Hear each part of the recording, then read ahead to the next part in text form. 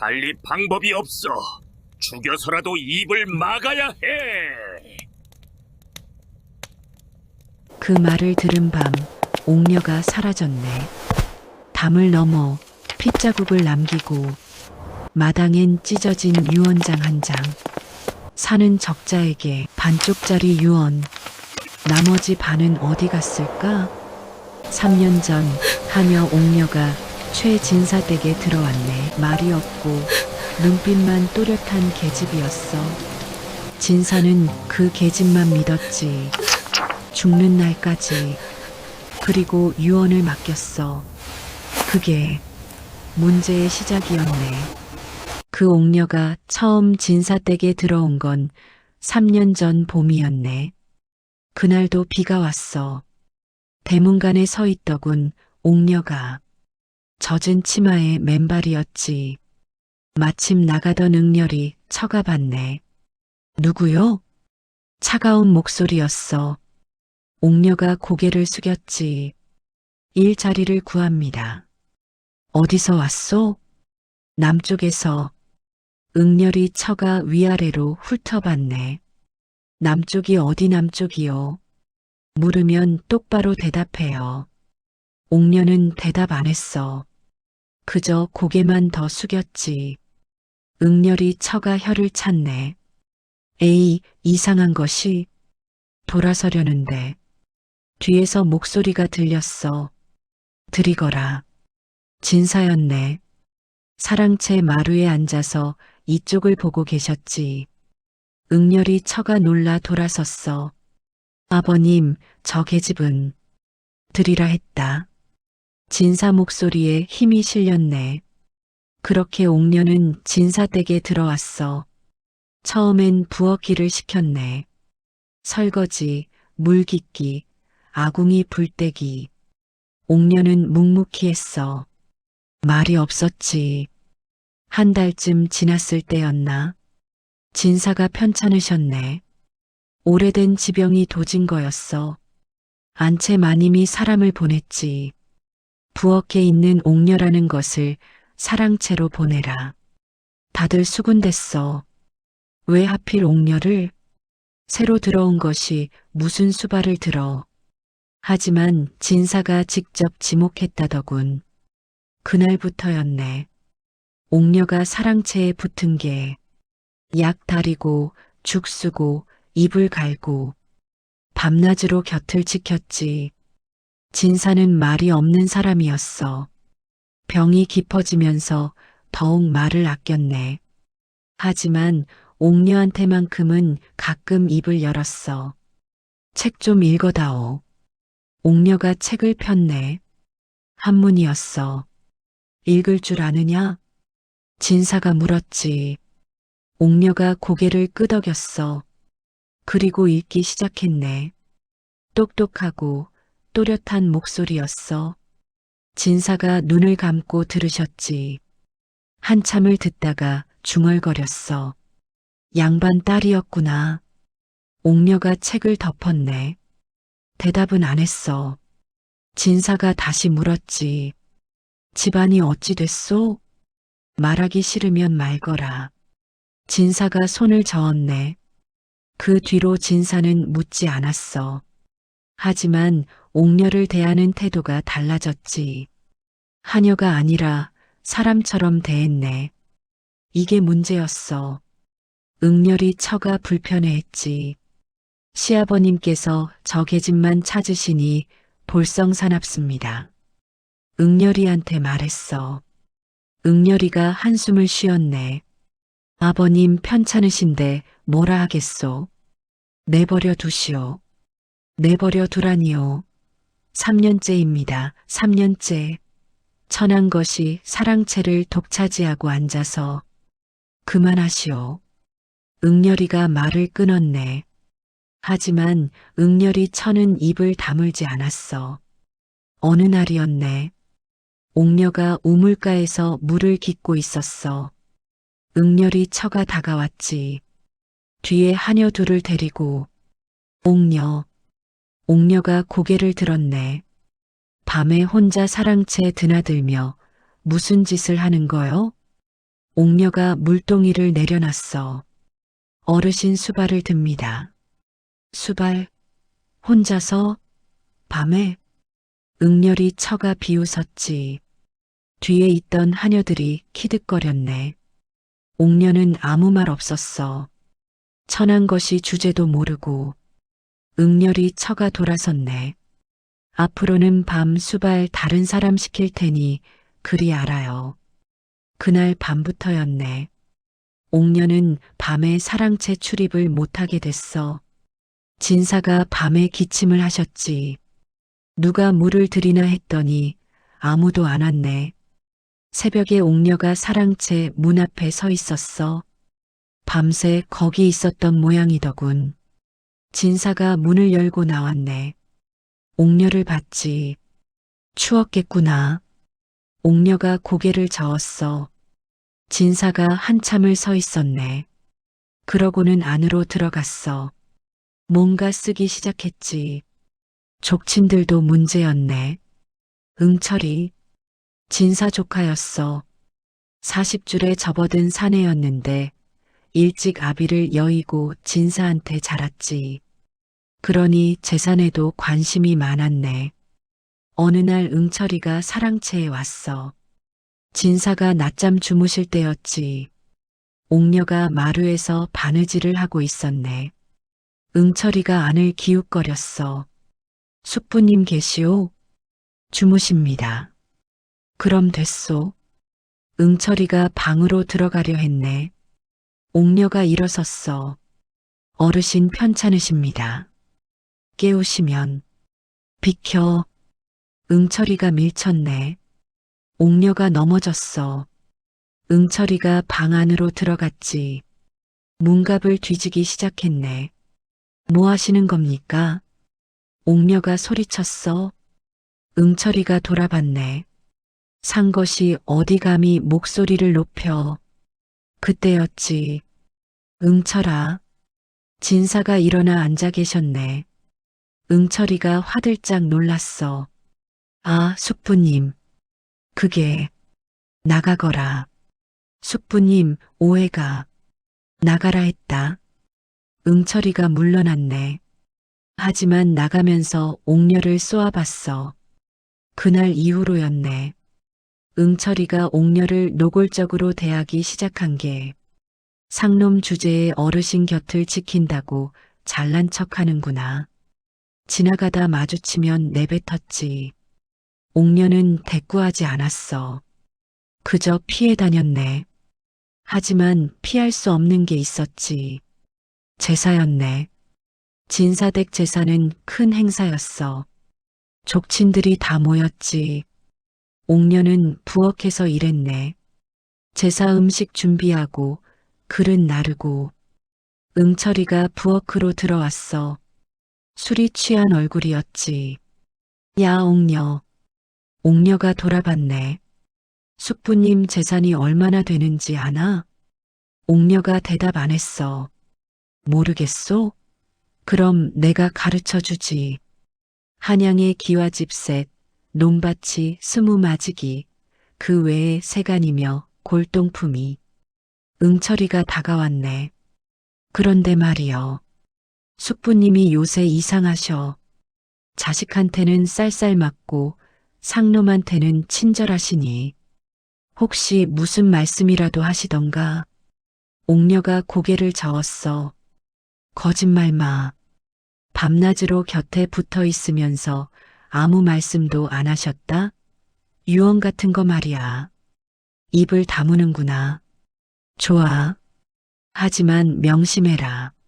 내가 아무리 곁을 지켜도 넌 상놈이야.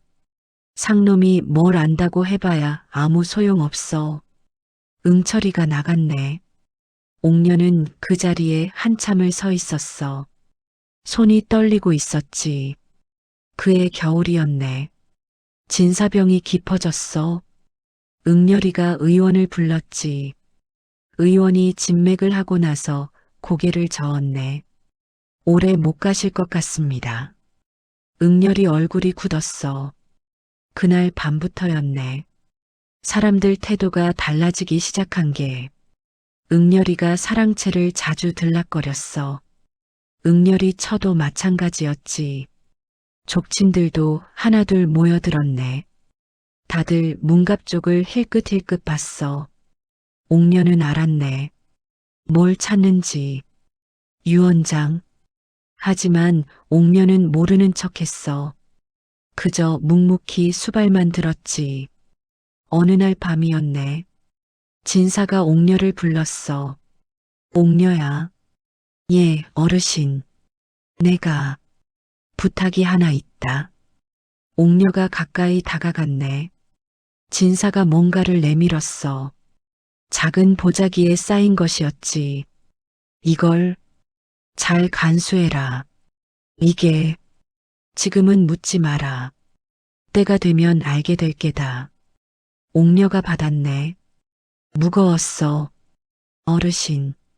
그리고 진사가 옥녀 손을 잡았지. 미안하구나. 왜 그런 말씀을. 내가 힘들 게다. 앞으로. 옥녀는 대답 못했어. 진사가 눈을 감았네. 하지만 내가 해야 할 일이 있다. 나를 대신해서 할 수 있겠느냐? 옥녀가 고개를 끄덕였어. 그날 밤 옥녀는 그 보자기를 사랑채 뒤 장독대 밑에 묻었네. 아무도 모르게. 그리고 사흘 뒤였지. 진사가 세상을 떠났어. 장례는 사흘장으로 치렀네. 상주 응렬이가 효자 노릇을 했어. 곡소리가 컸지. 눈물도 많았고. 하지만 옥녀는 봤네. 곡을 하다 말고 응렬이가 사랑채 쪽을 힐끔 보는 걸. 빈소 앞에서였어. 족친 하나가 응렬이한테 속삭였지. 유언장은 찾았는가? 응렬이가 고개를 저었네. 아직? 이상하네. 진사 어른께서 안 남기셨을 리가 없는데. 응철이가 끼어들었어. 혹시 그 옥녀란 것이? 셋이 동시에 옥녀 쪽을 봤네. 옥녀는 부엌에서 제사 음식을 나르고 있었어. 응렬이 처가 다가갔지. 옥녀. 옥녀가 돌아봤네. 어르신께서 돌아가시기 전에 무슨 말씀 없으셨어요? 아무 말씀 없으셨습니다. 응렬이 처가 한 걸음 더 다가왔어. 목소리를 낮췄지. 혹시 뭘 맡기시거나 하진 않으셨고요? 옥녀가 고개를 저었네. 응렬이 처 눈이 가늘어졌어. 거짓말 같은데요. 거짓말이 아닙니다. 3년을 곁에서 시중 들었는데 마지막까지 혼자 임종을 지켰는데 아무 말씀도 안 하셨다. 믿으라고요? 옥녀는 대답 안 했어. 응렬이 처가 코웃음 쳤네. 좋아요. 입을 다물 테면 다물어요. 하지만 명심해요. 당신 같은 것이 뭘 알아봐야 소용없어. 돌아서면서 중얼거렸지. 천한 것이 주제도 모르고. 장례 이튿날이었네. 응렬이가 사랑채를 뒤졌어. 문갑, 서안, 책장, 이불장. 다 꺼내서 뒤졌지. 응철이도 왔네. 둘이서 방안을 샅샅이 뒤졌어. 아무것도 안 나왔지. 응렬이가 짜증을 냈네. 이상해. 분명 어디 있을 텐데. 응철이가 말했어. 혹시 옥녀한테 물어봤나? 물어봤지. 모른다고만 하더군. 응철이가 턱을 쓸었네. 믿을 수 없는데. 3년이나 곁에 있었으면 뭔가 알 텐데. 나도 그렇게 생각하네. 둘이 눈이 마주쳤어. 불러보지 그러나. 옥녀를 불렀네. 사랑채 마루 앞에 섰어. 옥녀가. 응렬이가 물었지. 옥녀, 아버님께서 정말 아무 말씀도 안 하셨소? 예. 응철이가 비웃었네. 참 신기하구나. 3년을 곁에 뒀는데 아무 말도 안 하셨다니. 혹시 뭘 숨기는 거 아니오? 옥녀가 고개를 들었네. 숨기는 것 없습니다. 응렬이가 한숨을 쉬었어.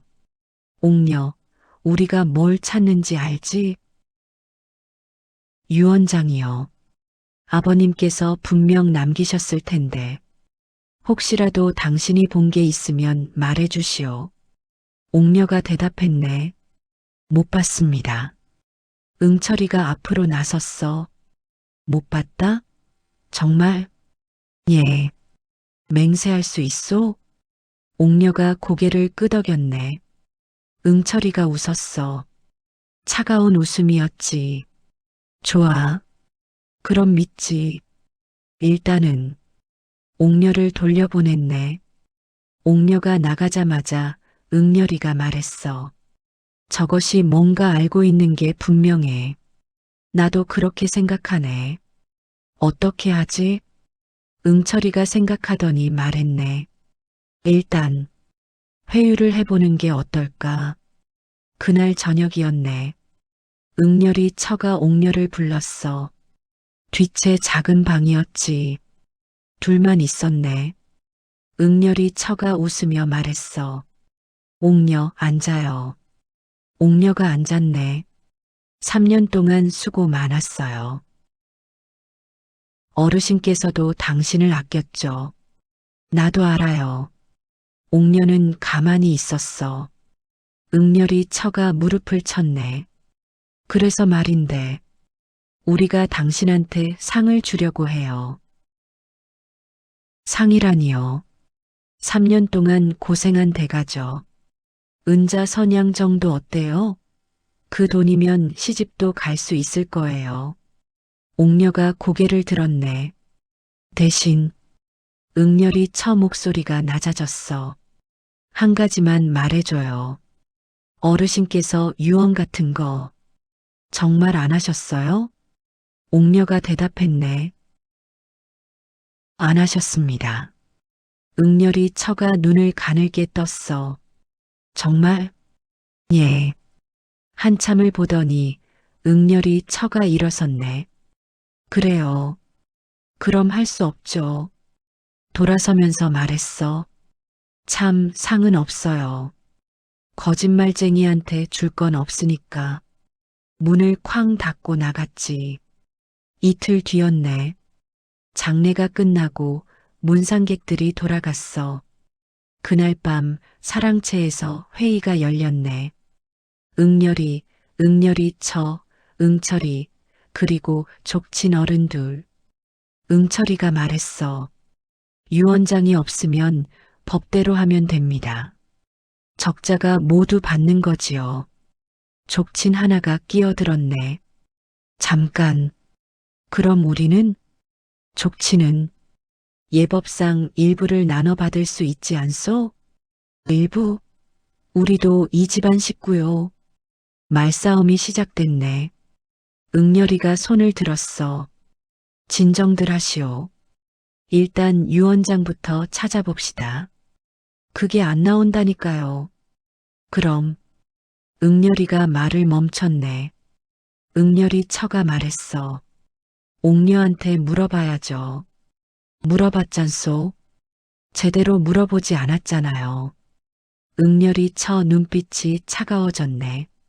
좀 더 확실하게 물어봐야죠. 다음 날 아침이었네. 옥녀가 우물가에서 물을 깃고 있었어.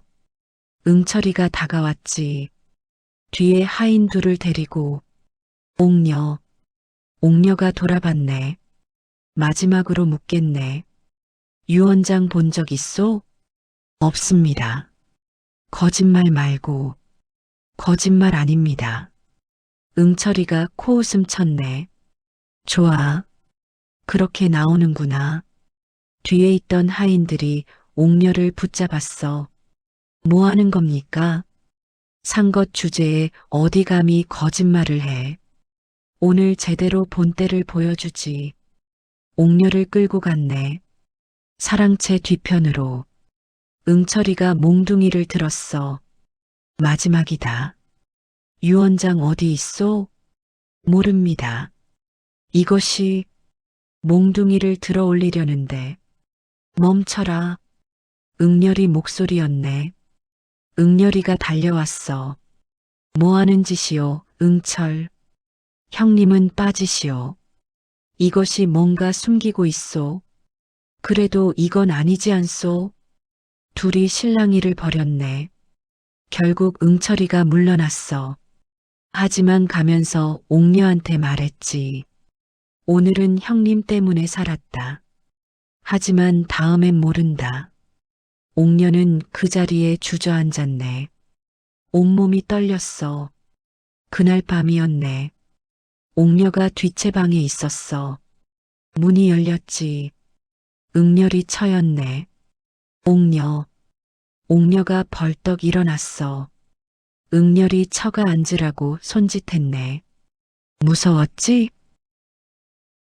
응철 도련님이 너무 하셨어.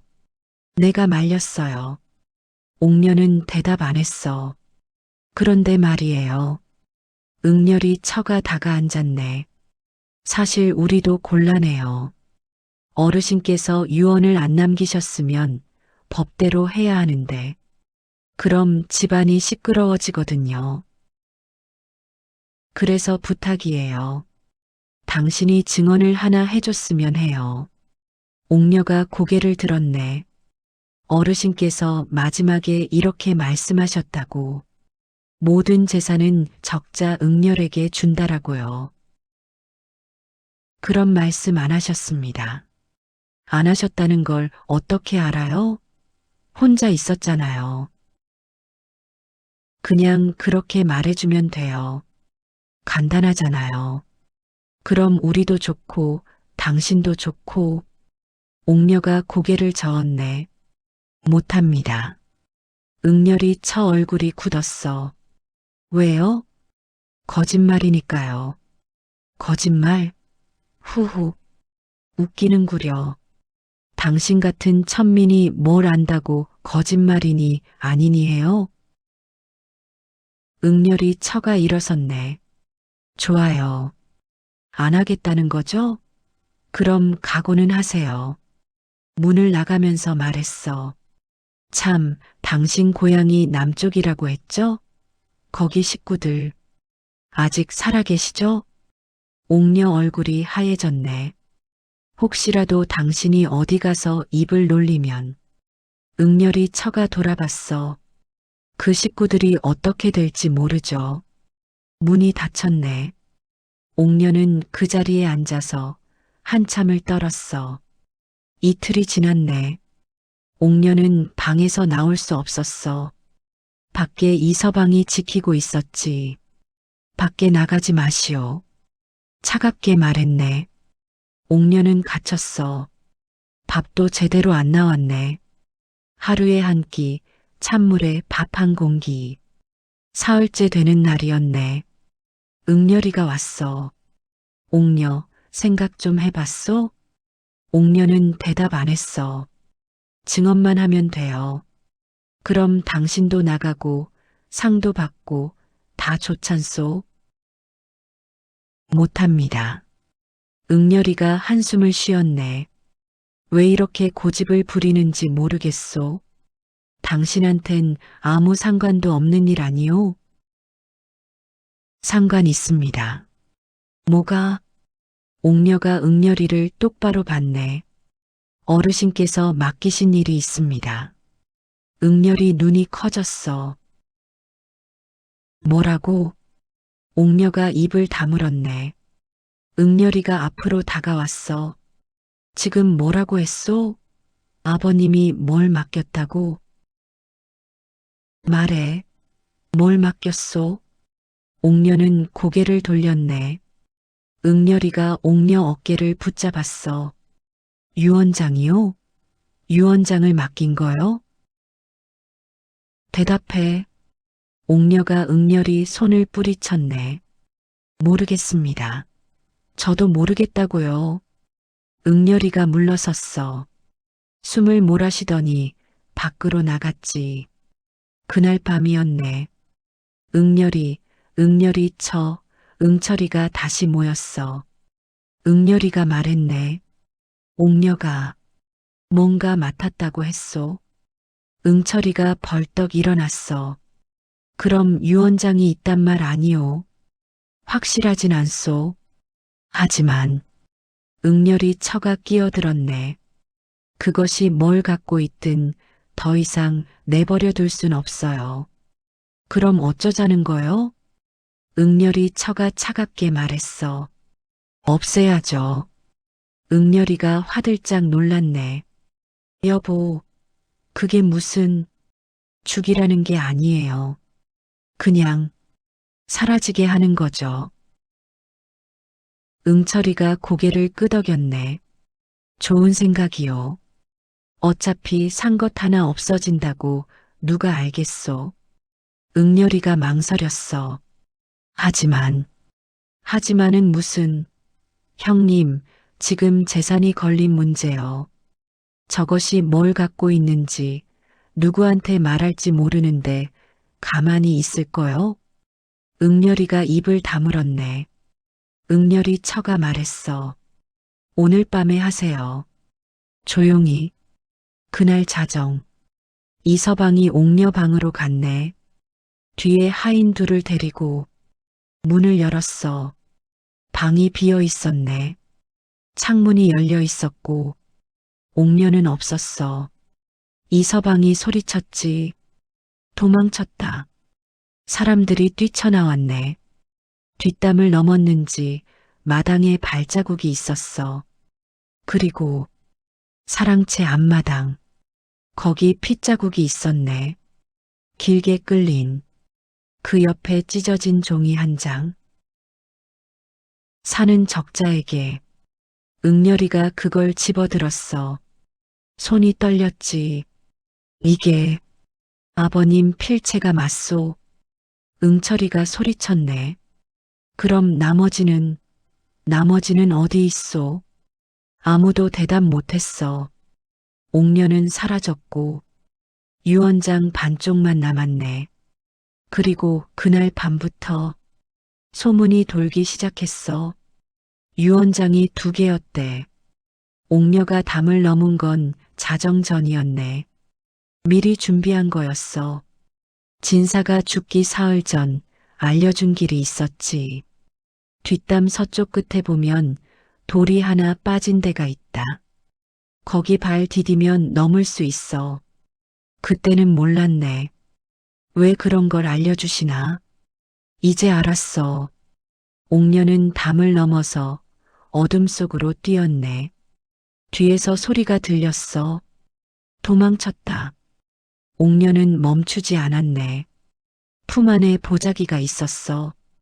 진사가 맡긴 것. 무거웠지. 하지만 놓을 수 없었네. 한참을 달렸어.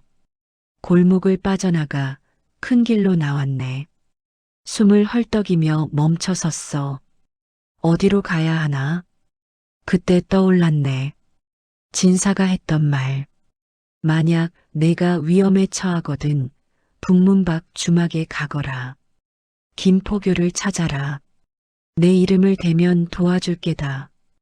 김포교. 옥녀는 북문 쪽으로 방향을 틀었네. 북문은 멀었어. 한 시진을 걸어야 했지. 하지만 옥녀는 쉬지 않았네.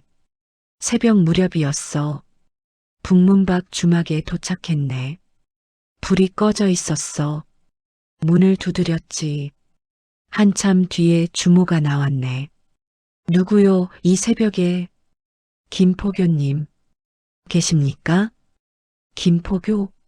지금 자고 있소. 내일 오시오. 급한 일입니다. 최진사 댁에서 왔습니다. 주모가 멈칫했네. 최진사? 예. 주모가 안을 들여다보더니 손짓했어. 들어오시오. 옥녀가 들어갔네. 좁은 방이었어. 거기 사내 하나가 자고 있었지. 주모가 깨웠네. 포교님, 손님이요. 김포교가 부스스 일어났어. 40줄의 사내였네. 누구요? 옥녀가 고개를 숙였어. 최진사댁 옥녀라고 합니다. 김포교 얼굴이 굳었네. 최진사, 돌아가셨다고 들었소? 예. 그런데 왜? 옥녀가 품에서 보자기를 꺼냈네. 어르신께서 이걸 포교님께 전하라고 하셨습니다. 김포교가 보자기를 받았어. 풀어봤네. 안에 두 가지가 들어있었어. 하나는 문서, 업문으로 빼곡히 쓰여 있었지. 다른 하나는 편지, 김포교 앞으로 된. 김포교가 편지를 먼저 펼쳤네. 읽기 시작했어. 얼굴이 점점 굳어졌지. 한참을 읽더니 편지를 내려놨네. 이런, 옥녀가 물었어. 무슨 내용입니까? 김포교가 옥녀를 봤네. 당신, 이게 뭔지 아시오? 모릅니다. 어르신께서 그냥 맡기라고만 하셨습니다. 김포교가 한숨을 쉬었어. 진사 어른께서 다 계획하신 거였구려. 김포교가 업문 문서를 들어 올렸네. 이게 진짜 유언장이요. 옥녀가 눈을 크게 떴어. 유언장이요? 그렇소. 진사 어른 친필이요. 그리고 김포교가 다른 종이를 꺼냈네. 이건 한문으로 쓴 또 다른 유언장이요. 두 개요? 그렇소. 두 개요. 김포교가 설명했네. 진사 어른께서 일부러 두 개를 만드신 거요. 하나는 가짜, 하나는 진짜. 왜 그러셨을까요? 김포교가 옥녀를 봤어. 당신 집안에서 무슨 일이 벌어졌소? 옥녀가 말했네. 협박, 감금, 위증, 강요. 다 말했어. 김포교가 고개를 끄덕였네. 그럴 줄 아셨던 거요. 진사 어른께서 이미 예상하셨던 거요. 당신네 집안 사람들이 어떻게 나올지. 김포교가 편지를 다시 들었어. 이 편지에 다 써 있어. 내 자식들은 내 재산만 기다렸다. 내가 죽으면 서로 싸울 것이다. 그리고 옥녀를 괴롭힐 것이다라고. 옥녀가 눈물이 났네. 어르신께서 그래서 미리 준비하신 거요. 가짜 유언장을 만들어서 사랑채에 숨겨두고 진짜는 당신한테 맡기신 거지. 가짜 유언장이요? 그렇소. 한문으로 쓴 것. 모든 재산은 적자에게라고 쓰인. 옥녀가 떠올렸네. 찢어진 종이. 사는 적자에게. 그게 가짜였단 말입니까? 그렇소. 일부러 찢어 놓으신 거요. 반만. 왜요? 김포교가 씁쓸하게 웃었네. 믿기지. 당신네 집안 사람들이 그걸 찾게 하려고.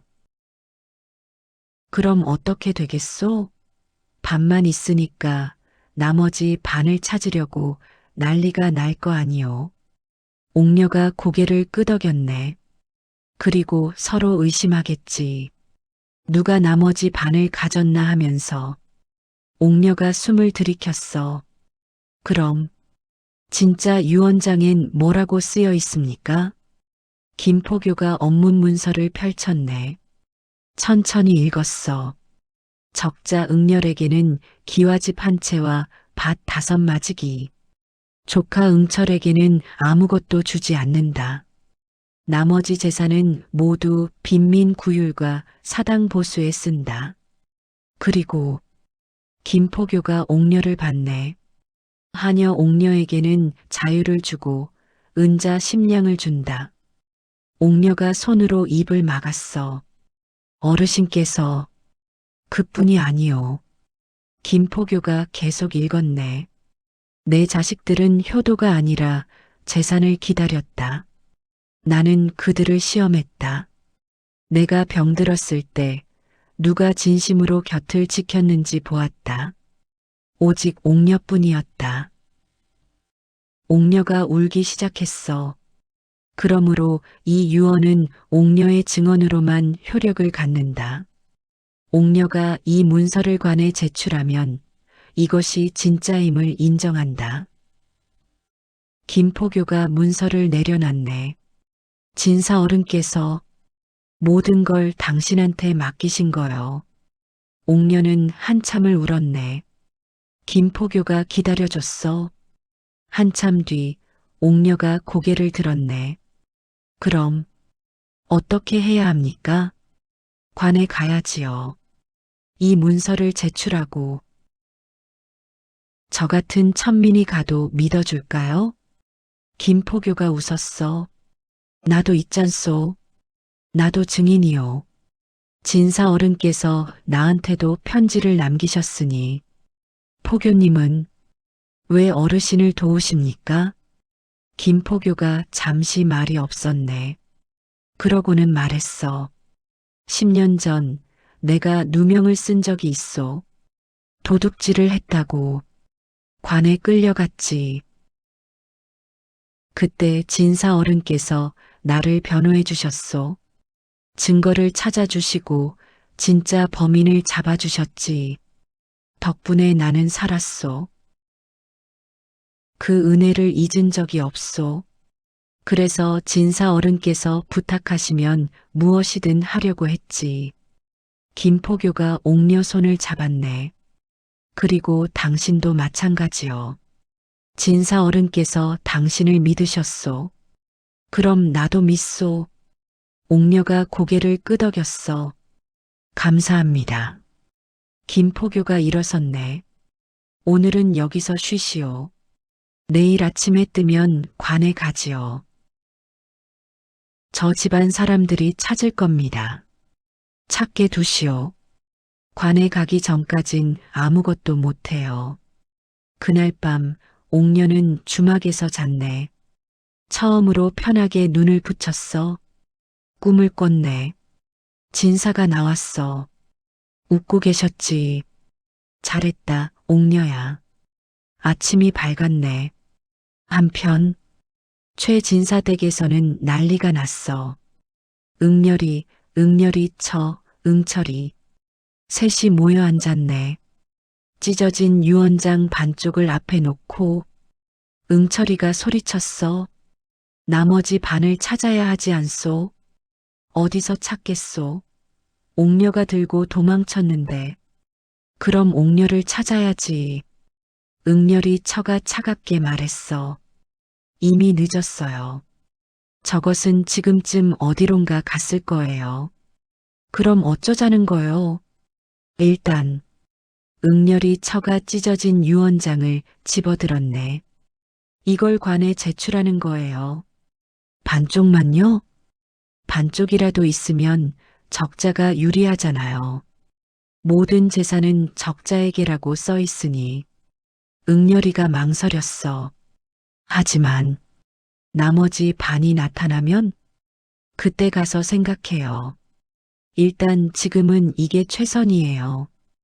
응철이가 불만스러운 얼굴로 말했네. 나는 한 푼도 못 받는단 말이오. 조용히 하세요. 지금 그게 중요해요? 셋은 서로를 쳐다봤네. 눈빛이 흔들렸어. 믿지 못하는 눈빛이었지. 바로 그때 대문관에서 소리가 들렸네. 관에서 나왔소. 셋이 화들짝 놀랐어. 관, 대문이 열렸네. 김포교가 들어왔어.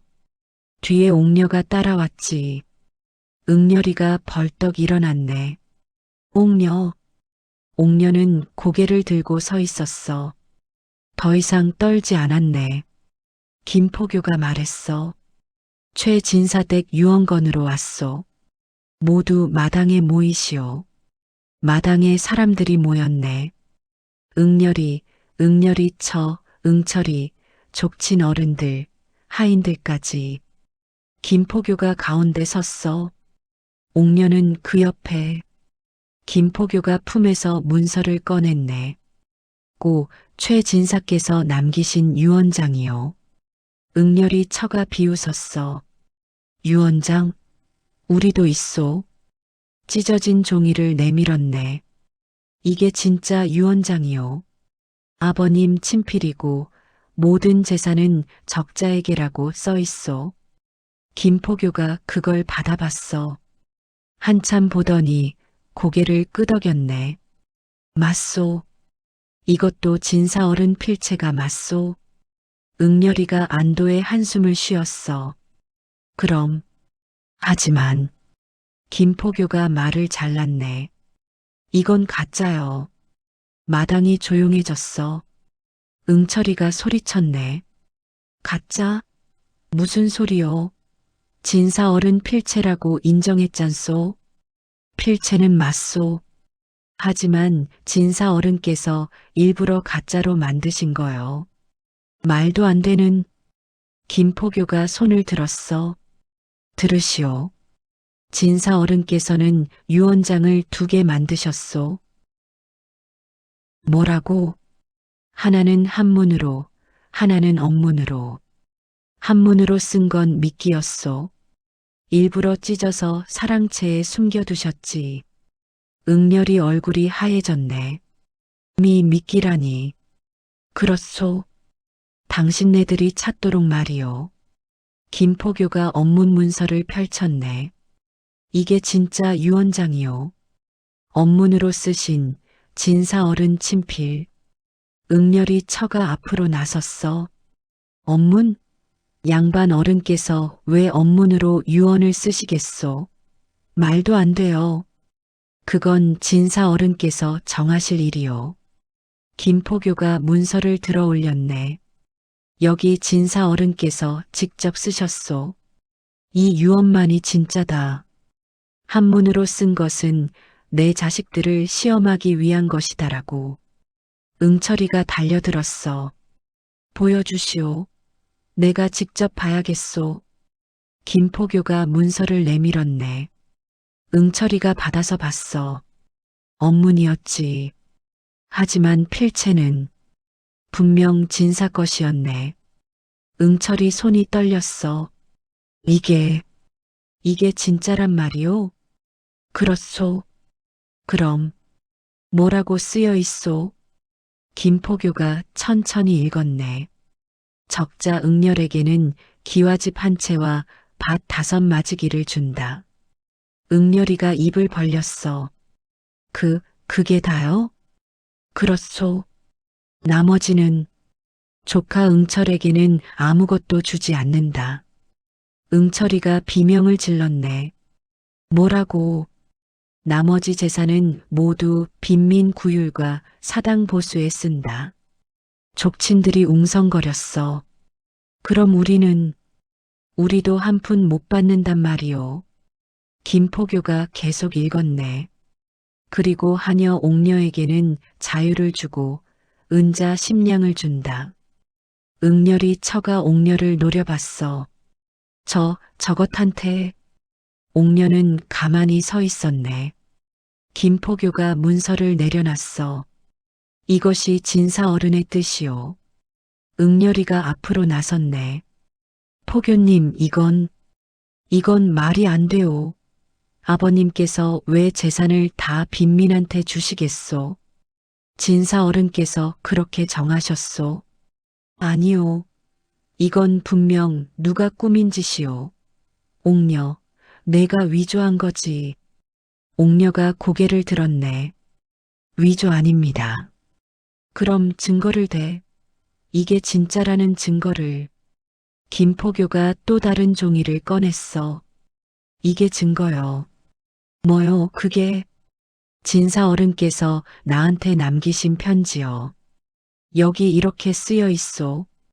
김포교가 읽었네. 김포교, 내가 죽으면 옥녀가 그대를 찾아갈 것이요. 그 아이 말을 믿으시오. 내가 맡긴 유언장이 진짜요. 그것도 위조일 수 있소. 그럼 필적을 감정하시오. 관에서 해줄 테니. 응렬이가 말을 잃었네. 응철이가 소리쳤어. 이건 말도 안 돼. 숙부님께서 왜 나한테 아무것도 안 주시겠소? 나도 이 집안 식구요. 김포교가 문서를 다시 펼쳤네. 여기 이유가 써 있어. 읽기 시작했어. 조카 응철은 내 병이 깊어지자 사랑채 문갑을 뒤졌다. 재산 문서를 찾으려 했다. 나는 그 모습을 봤다. 응철이 얼굴이 새빨개졌네. 그건, 그리고 옥녀를 협박했다. 나는 그것도 알고 있었다. 응철이가 입을 다물었어. 김포교가 계속 읽었네. 아들 응렬도 마찬가지다. 효도는 거칠애였다. 내가 죽기만 기다렸다. 응렬이가 무릎을 꿇었네. 아버님, 그게 아니었습니다. 며느리는 더 심했다. 옥녀를 괴롭히고 밤 수발을 못 오게 막았다. 그 밤에 나는 기침으로 고생했다. 응렬이 처가 뒷걸음질 쳤어. 나는 다 봤다. 내 자식들이 무엇을 원하는지. 마당이 조용했네. 김포교가 마지막 문장을 읽었어. 그러므로 이들에게 재산을 맡길 수 없다. 차라리 가난한 이들에게 주는 게 낫다. 김포교가 문서를 덮었네. 이것이 진사어른의 유언이요. 아무도 말이 없었어. 응렬이가 바닥에 주저앉았네. 아버님, 아버님. 응철이가 돌아섰어. 응렬이한테 소리쳤지. 이게 다 당신 잘못이오. 당신이 제대로 효도했으면 이런 일이. 뭐라고. 당신이야말로 문갑 뒤지고 다니지 않았소. 그건 당신도 마찬가지잖소. 둘이 싸우기 시작했네. 응렬이 처가 끼어들었어. 다들 입 다물어요. 지금 그게 중요해요? 그럼 뭐가 중요하단 말이오? 저 유언장을 인정하면 안 된다는 거죠. 응렬이 처가 김포교를 봤네. 포교님, 이 유언장은 인정할 수 없어요. 업문으로 쓴 것부터가 이상하고 또 증인이 없잖아요. 유언장은 증인이 있어야 효력이 있는 거 아니오? 김포교가 고개를 끄덕였네. 맞소. 증인이 필요하지. 그것 보세요. 증인이 없으니 이건 무효요. 김포교가 옥녀를 봤어. 옥녀가 앞으로 나섰네. 제가 증인입니다. 응렬이 처가 비웃었어. 당신? 천민이? 천민 증언이 무슨 효력이 있소? 있어. 김포교가 말했네. 진사 어른께서 직접 쓰셨소. 이 유언은 옥녀의 증언으로 효력을 갖는다고. 말도 안 돼. 양반이 정하신 일이요. 양반이 천민을 증인으로 세우겠다고 하시면 그게 법이요. 응렬이 처가 할 말을 잃었네. 응철이가 다시 소리쳤어. 그럼 저 계집이 거짓말하면 어쩔 거요. 천한 것이 돈 때문에 거짓 증언할 수도 있소. 김포교가 차갑게 말했네. 옥녀가 거짓말했다는 증거가 있소? 없으면 입 다무시오. 김포교가 주변을 둘러봤어. 여기 계신 분들 중에 옥녀가 거짓말쟁이라고 생각하는 분 있소? 아무도 대답 안 했네. 하인 하나가 입을 열었어. 옥녀는 3년 동안 한 번도 거짓말한 적 없습니다. 다른 하녀도 말했네. 어르신께서도 옥녀만 믿으셨습니다. 김포교가 고개를 끄덕였어. 그렇소. 진사 어른께서 옥녀를 믿으셨소. 그럼 관에서도 믿을 수밖에 없소. 응렬이가 마지막으로 애원했네. 포교님, 제발. 이건 너무 가혹하지 않소? 아버님께서 아무리 그러셔도 자식한테 이럴 수가. 김포교가 차갑게 대답했어. 가혹한 건 당신네들이었소. 옥녀한테. 옥녀가 관에 와서 말했소. 당신네들이 어떻게 했는지 협박하고 감금하고 위증 강요하고. 응렬이가 고개를 떨궜네. 김포교가 선언했어. 이 유언장은 관에 제출하겠소. 그리고 진사 어른 뜻대로 집행될 것이오. 안 돼.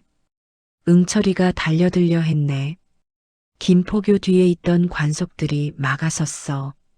물러서시오. 응철이가 주저앉았네. 김포교가 옥녀를 봤어. 옥녀, 당신은 이제 자유여. 진사 어른 말씀대로. 옥녀가 고개를 숙였네. 감사합니다. 김포교가 마당을 돌아봤어. 모두 들으셨소? 오늘부터 이 집 재산은 관에서 관리하오. 유언대로 집행될 때까지. 그리고 돌아섰네. 옥녀가 따라갔어. 뒤에서 응렬이 처 목소리가 들렸네. 이럴 수가. 이럴 수가. 응철이와 응렬이가 서로를 노려보고 있었어. 이게 다 당신 때문이오. 당신이야말로. 싸움이 시작됐네. 옥녀는 뒤를 돌아보지 않았어. 그냥 걸어나갔지. 대문을 나설 때 한 번 멈췄네. 사랑채를 봤어. 진사가 누워 계시던 곳. 옥녀가 속삭였네. 편히 쉬세요, 어르신. 그리고 문을 나섰어. 그로부터 보름이 지났네. 최진사 댁은 완전히 달라져 있었어. 관에서 나와서 재산을 정리했지. 기와집 한 채와 밭 5마지기는 응렬이한테 넘어갔네. 응렬이는 그걸 받고 한양을 떠났어. 어디로 갔는지는 아무도 모르더군. 떠나기 전날 밤 응렬이 처와 크게 싸웠다던데.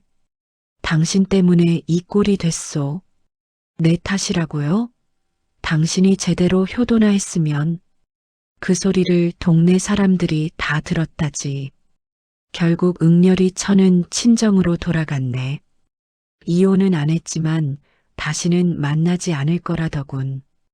응철이는 더 비참했어. 한 푼도 못 받았으니까. 그것도 모자라 동네에 소문이 났지. 진사 어른 문갑 뒤지고 다녔대. 하녀 협박했다던데. 효자인 줄 알았더니 탐욕꾼이었네. 응철이는 얼굴을 들고 다닐 수가 없었어. 결국 다른 고을로 이사를 갔네. 거기서도 소문이 따라갔다지만 족친들도 한 푼 못 받았어. 서로 원망만 하다가 뿔뿔이 흩어졌네. 최씨 가문 망했다. 동네 사람들 입에 오르내렸지.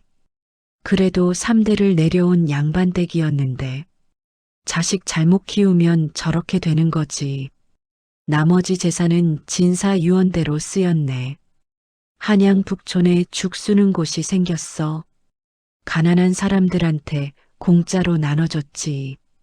고 최진사 덕분입니다. 현판에 그렇게 써붙였네. 사당도 고쳤어. 낡았던 기와를 갈고 마루를 새로 깔았지. 재산은 먼 친척 하나가 맡아서 지냈네. 응렬이는 오지 않았어. 그해 가을이었네. 옥녀 소식이 들렸어. 남쪽으로 돌아갔다더군. 은자 10냥을 받아서. 고향이 어딘지는 아무도 몰랐네. 그냥 남쪽이라고만 했으니까. 하지만 한 가지 소문이 있었어. 떠나기 전에 옥녀가 진사사당에 들렀다더군. 혼자서 한참을 앉아 있었다지. 뭐라 말했는지는 아무도 몰라. 다만 나올 때 눈이 빨갛더래. 그리고 며칠 뒤였네. 한양 남쪽 어느 마을에 과부촌이 하나 있었어. 남편 잃은 여인들이 모여 사는 곳이었지. 가난했네. 그날도 저녁 먹을 쌀이 없어서 모두들 굶고 있었어. 그런데 밤에 마을 어귀에 쌀가마니가 놓여 있더래. 5가마니나. 누가 놓고 갔을까? 아무도 몰랐네. 다만 가만히 옆에 쪽지 하나가 있었어. 업문으로 이렇게만 쓰여 있었지. 어려운 이들을 위해. 그뿐이었네. 이름도 없었어. 하지만 마을 사람들은 고마워했지. 하늘이 도운 거야. 그렇게 말했네. 그 뒤로도 가끔 과부촌에 쌀이 들어왔다더군. 누가 되는지는 끝내 모르고 옥녀 이야기는 거기서 끝이네. 어디 가서 어떻게 사는지 아무도 몰라. 다만 한 가지. 몇 해 뒤였나? 어느 선비가 남쪽 길을 가다가 작은 마을을 지나쳤다지. 거기서 여인 하나를 봤다는 거야. 30 남짓 되어 보이는 아이 둘을 데리고 밭을 메고 있더래. 얼굴이 평온해 보였다나? 선비가 물었다지. 혹시 옥녀라는 분 아니시오? 여인이 고개를 들었네. 잠깐 멈칫하더니 고개를 저었다더군. 아닙니다. 잘못 보셨어요. 그리고 다시 밭을 맸다지. 선비는 더 묻지 않았네. 하지만 돌아서면서 봤다는 거야. 여인 옆에 놓인 바구니를. 거기 보자기 하나가 있었는데 낡았지만 정성스레 개켜져 있더래. 그게 진사댁에서 쓰던 것 같았다나? 하지만 확실하진 않아. 선비도 그냥 지나쳤으니까 그게 정말 옥녀였는지 아닌지 아무도 몰라. 하지만 사람들은 그렇게 믿었네. 옥녀는 어딘가에서 조용히 평온하게 살고 있을 거라고. 최진사댁 이야기는 그렇게 끝났네. 그 집은 결국 대가 끊겼어. 응렬이가 자식을 낳긴 했는데 최씨 성을 안 물려줬다더군. 부끄러워서 기와집도 나중에 팔렸네. 다른 양반이 사서 살았지.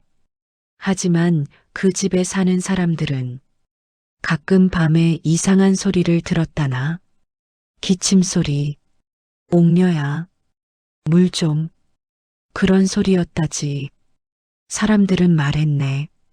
진사 어른 혼이 아직 저승을 못 가신 거야. 왜요? 자식들 걱정 때문이지. 그렇게 망가진 걸 보셨으니. 하지만 어떤 이는 달리 말했어. 아니야. 옥녀를 찾는 거야. 왜요?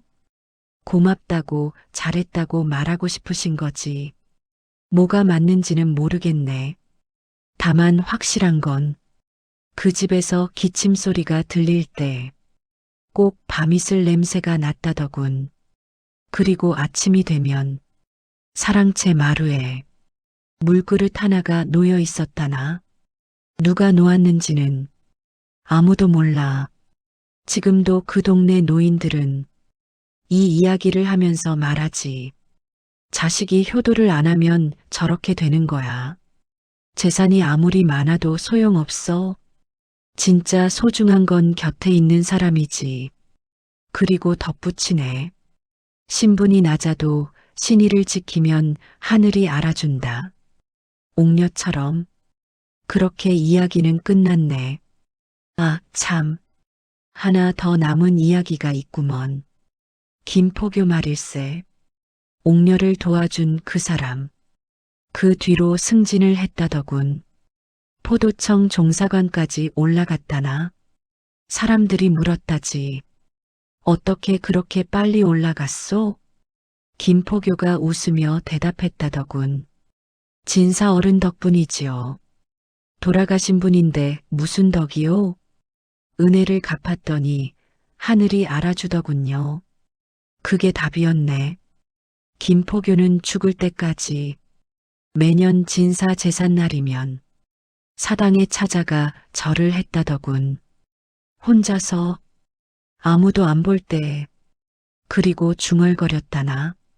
진사 어른, 옥녀는 잘 살고 있습니다. 걱정 마십시오.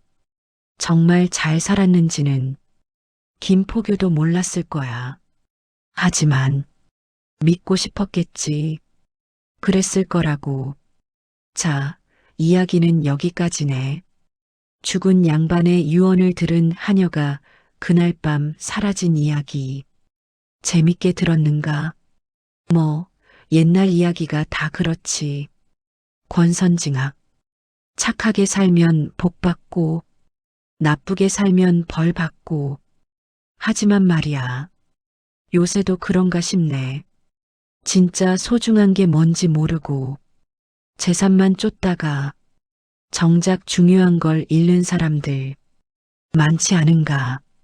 옥녀처럼 묵묵히 신의를 지키는 사람은 요새는 바보 취급받기도 하지. 하지만 결국엔 그런 사람이 이기더군. 오래 살다 보니 그걸 알겠어. 자, 오늘 이야기는 여기까지. 다음에 또 재미난 이야기로 찾아오지. 듣느라 수고했네.